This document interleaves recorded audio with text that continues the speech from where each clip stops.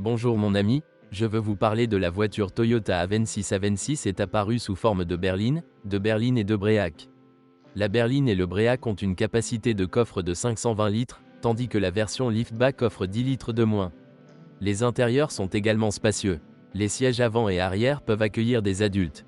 La qualité de fabrication est typique de la marque Toyota et des modèles de cette période. Beaucoup de plastique imitant le bois et l'aluminium mélangés à du cuir dans des variantes plus riches. Les matériaux ne résistent pas très bien à l'épreuve du temps. Les sièges avant ne sont pas très confortables sur de longues distances. L'Avensis est agréable et confortable à conduire. La voiture n'a aucune aspiration sportive, elle n'a même pas les bons moteurs. Cependant, un châssis bien entretenu le guide en toute confiance sur la route, même à grande vitesse et dans des conditions météorologiques difficiles. Le design de l'Avensis ne cache aucune surprise, hormis l'injection directe dans certains moteurs. Il s'agit d'une voiture typiquement à traction avant, suspendue à des jambes de force McPherson et à un essieu arrière multibras. Malheureusement, les Japonais ont parcouru un long chemin en ce qui concerne l'essieu arrière avec le nombre d'éléments, notamment en caoutchouc. Le système de direction assistée est électro-hydraulique. Le choix des versions de moteurs n'était pas vaste et Toyota en Europe se concentrait principalement sur les moteurs diesel, qui étaient à la mode à cette époque. L'offre de moteurs diesel comprenait des moteurs D4D de 2 litres d'une puissance de 116 chevaux et après lifting de 126 chevaux, et à partir de 2005 deux plus grands 2,2 D4D d'une puissance de 150 chevaux et 177 chevaux. Les moteurs essence sont le moteur de base 1.6 VVTi de 110 chevaux et le moteur complémentaire 1.8 VVTi de 129 chevaux. Ces deux unités sont équipées d'une injection de carburant multipoint. Cependant, les moteurs 2.0D-4 VVTi, 147 chevaux, et son parent d'une capacité de 2,4 litres, 163 chevaux, sont des modèles à injection directe d'essence. Le moteur plus gros était uniquement combiné à une transmission automatique. Les moteurs à essence étaient associés à des transmissions manuelles à 5 vitesses. Moteur 1.8 et 2.0 également avec une boîte automatique à 4 vitesses. Une boîte automatique à 5 vitesses était installée sur le moteur 2.4 et c'était la seule transmission adaptée. Dans les moteurs diesel, une boîte manuelle à 5 vitesses était standard avant le lifting et une manuelle à 6 vitesses après. Quel moteur choisir? Les moteurs essence 1.6 et 1.8 sont apparentés, bien qu'ils ne soient pas de conception identique. Surtout d'un point de vue opérationnel. Alors que le moteur 1.6 n'a qu'un seul inconvénient, à savoir une puissance relativement faible, le moteur 1.8 avait un problème d'huile. Et c'est assez gros. Toyota a affirmé avoir résolu le problème en 2006, mais en fait, ils ont continué à le résoudre sur des modèles plus récents. Maintenant, il faut voir les choses complètement différemment. Plus d'une douzaine d'années se sont écoulées depuis l'apparition de ces problèmes et soit ces moteurs ont été réparés, remplacés, soit ils ne sont tout simplement plus là. Bien sûr, il faut être prudent lors de l'achat d'une voiture avec 1.8, mais de nos jours, ce n'est plus un gros problème. La règle est simple. Si lors de l'inspection vous trouvez une bouteille d'huile dans le coffre ou si le niveau d'huile dans le moteur est inférieur à ce qu'il devrait être, il vaut mieux abandonner et chercher une autre voiture avec ce moteur. D'autant plus que cet appareil est le meilleur parmi ceux à essence. La consommation de carburant, environ 8 L, 100 km, est pratiquement la même que dans le cas du 1.6 et la dynamique est sensiblement meilleure. Ce moteur est adapté à l'installation de systèmes d'autogaz, ce que font de nombreux propriétaires de ces voitures. Cependant, il faut savoir que le réglage du jeu aux soupapes n'est ni hydraulique ni par vis. En pratique, cela est impossible car le système inclut ce qu'on appelle lunettes. Et bien que le jeu des soupapes soit maintenu pendant une longue période dans la plage appropriée, cela peut poser un problème dans les moteurs fonctionnant au gaz pendant une longue période. Ces deux moteurs ont une chaîne de distribution qui devrait durer au moins 300 000 heures. Kilomètres. Cela dure généralement, mais parfois cela fait du bruit plus tôt. Les moteurs essence 2.0 et 2.4 marqués D4 disposent également d'une chaîne de distribution, à un prix similaire, ce qui, à mon avis, est actuellement une option pour les plus courageux. Ce sont des unités performantes, mais à injection directe d'essence, ce qui peut poser des problèmes au bout d'une douzaine d'années. À mon avis, si une voiture a un faible kilométrage documenté, moins de 200 000 km, elle vaut la peine d'être achetée. Malgré la puissance plus élevée, le moteur 2.0 consomme un peu plus de 1,8. Le 2.4, plus grand et associé, encourage une conduite dynamique et les utilisateurs signalent qu'il a besoin en moyenne d'environ 10 L, 100 km. Le problème ici est l'incapacité d'installer un système d'autogaz pour réduire les coûts, et en plus la nécessité de faire le plein d'essence E5, plus cher. Il est préférable de ravitailler ces moteurs avec des carburants éprouvés, en particulier ceux à très faible teneur en ETBE, MTBE et oléfine.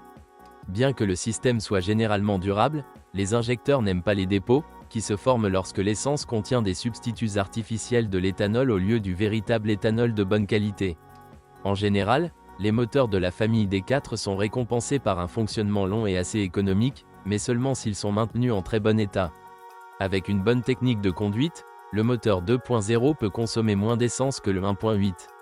Vous devez faire le plein de bon carburant et nettoyer l'admission de temps en temps. Il faut souvent changer l'huile car parfois de l'essence s'y infiltre. Cependant, le seul choix véritablement fiable de l'Avensis est le moteur 1.6. Le 1.8 représente un plus grand risque, mais j'achèterai le 2.0 ou le 2.4 uniquement si la voiture est en excellent état, a un historique d'entretien clair et a un faible kilométrage.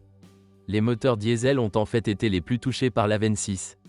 Commençons par les plus petits, c'est-à-dire avec une capacité de 2 litres. La première variante, marquée 1CD et d'une puissance de 116 chevaux, est une unité très durable et économique, mais avec un équipement qui tombe souvent en panne. Les injecteurs et les turbocompresseurs avaient et ont toujours une faible durabilité. À mon avis, cela est principalement dû à l'utilisation de substituts, turbocompresseurs, et de pièces usagées, injecteurs Denso. Il y a quelques années à peine, il n'était pas possible de régénérer les injecteurs Denso et les nouveaux coûtaient une fortune. Le moteur était donc réparé à l'aide de pièces usagées. À leur tour, les turbocompresseurs ont été remplacés de manière incorrecte, c'est-à-dire sans vérifier la cause de la panne et sans nettoyer l'ensemble des systèmes d'admission et d'huile. Remplacement d'un turbocompresseur, technologie de réparation correcte. Hormis les accessoires, la conception du moteur 1CD est presque blindée. Seule une négligence grave ou des réparations mal effectuées peuvent le tuer. Le moteur est doté d'un bloc en fonte et d'une courroie de distribution qui doivent être remplacées tous les 100 000 km. Il est nécessaire de remplacer la pompe à eau. Le lifting a apporté des changements importants sous la forme d'un tout nouveau moteur marqué 1AD, qui s'est avéré être une conception défectueuse et équipé en plus d'un filtre DPF.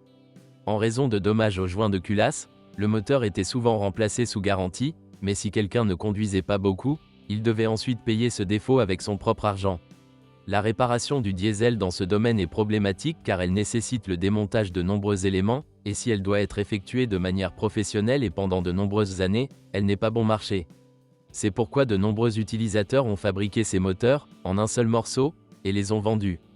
Pour cette raison, l'unité est considérée comme l'un des pires moteurs diesel installés chez Toyota.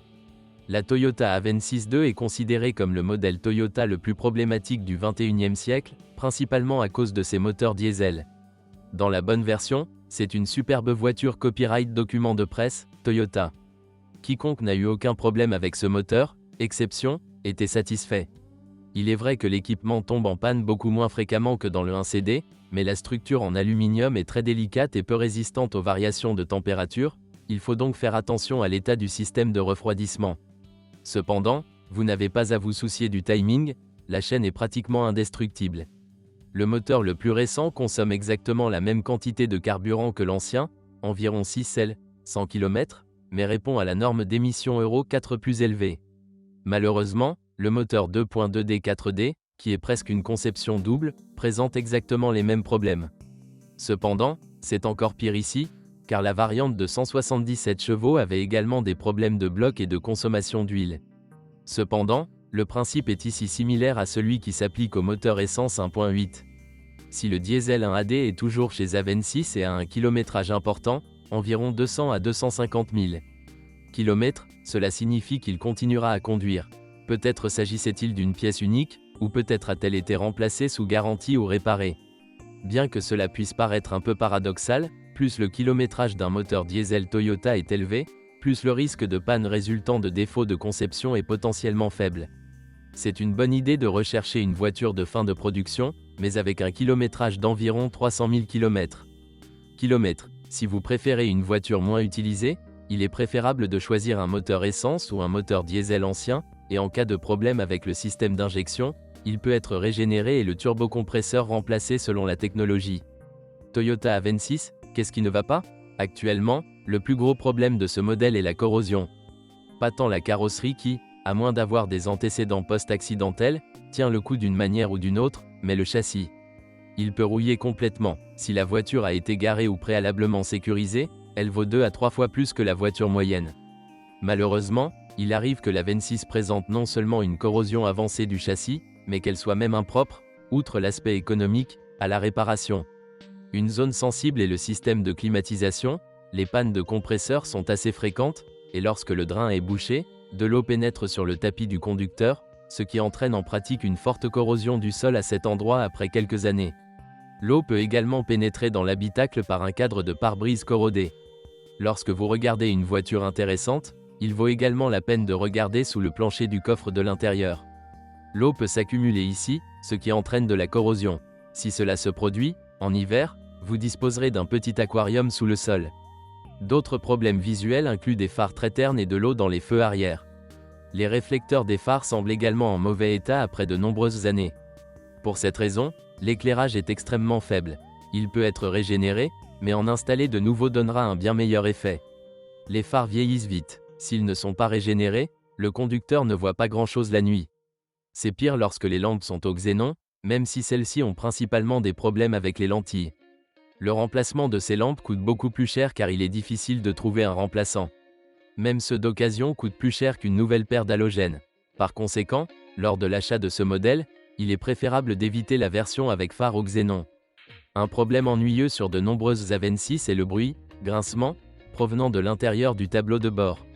La cause en est les volets de contrôle du débit d'air, qui bougent constamment et ne trouvent pas leur bonne position. Pour résoudre ce problème, vous devez accéder au capteur de position et corriger les chemins. Et voici la bonne nouvelle.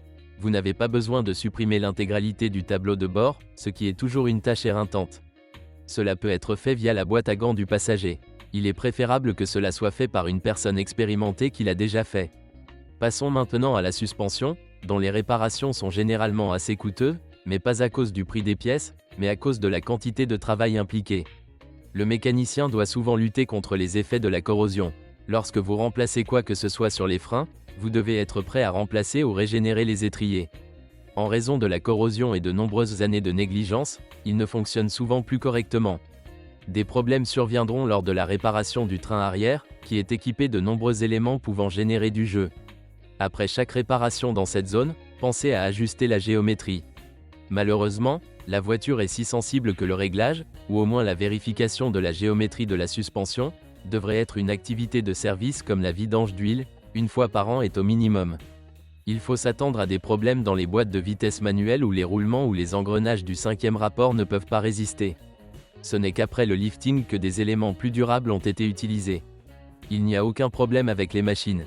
Bien entendu, après un kilométrage plus élevé, la transmission de la voiture aurait déjà pu être réparée. Un autre problème avec le système d'entraînement est un arbre de transmission gauche cassé. La cause ici est similaire au problème des Honda Accord. Un centre de corrosion se crée sous le poids, amortisseur, placé sur l'arbre de roue, ce qui fragilise l'arbre. Si le conducteur n'est pas gêné par les vibrations du volant, ou si le mécanicien n'est pas en mesure d'en déterminer la cause, il continue de rouler jusqu'à la rupture de l'arbre de roue.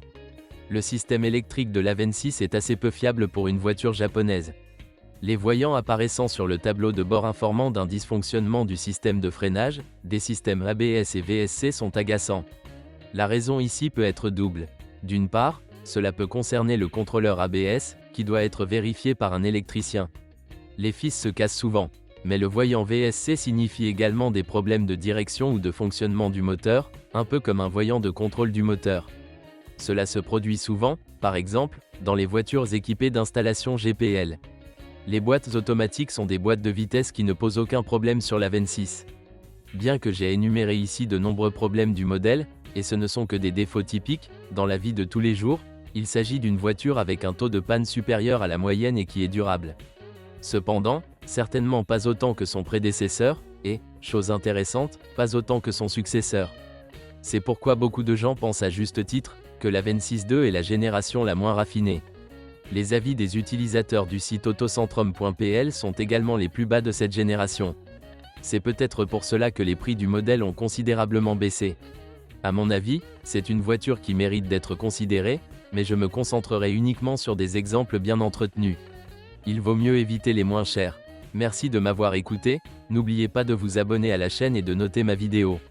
Si vous connaissez des problèmes avec cette voiture que je n'ai pas mentionnés, assurez-vous de les écrire dans les commentaires.